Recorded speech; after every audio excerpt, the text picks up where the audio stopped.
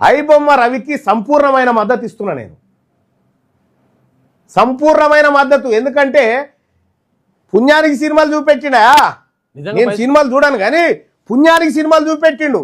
నిజంగా పైసలు సంపాదించాలనుకుంటే వేల సజ్జనార్ గారు ఇప్పుడు ఆ ఏసకాలను పక్కపండి కూర్చుని పెట్టుకొని ప్రెస్ మీట్ పెట్టినావు కదా, ఇంటి దోపిడి బాధితులు లేకపోతే అత్యాచారానికి గురైన బాధితులను అట్లా కూర్చుండ పెట్టానట అన్న ప్రెస్ మీట్ పెట్టినావా నీ ముఖానికి? ఎందుక పెద్ద పెద్ద డైలాగులు, నువ్వేదో హీరో అన్నట్టుగా? ఆ హీరోలకు నువ్వు హీరో, ఈ దోపిడి ముఠాకు నువ్వు హీరోవి. చేయాల్సి వస్తే ఫస్ట్ మీ కాడికేం చేసుకురావాలి కదా, ఏదన్నా చర్యలు తీసుకోవాల్సి వస్తే. చెంచల్ కూడా జైల్లో ఐబొమ్మ రవిని పెట్టిరు.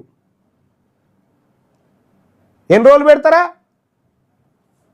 మీరు చేసింది సంసారి పనా? మీరు చేసింది ఎన్ని చేయలే సజ్జనార్ గారు? నా దగ్గర ఎన్ని ఎరికేనా?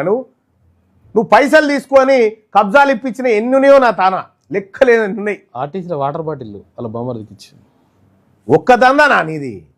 ఇక ఎందుకు చెప్తావు ఇవన్నీ? మా సొంటోళ్ళ నోరు బయట పెట్టుకుంటావు.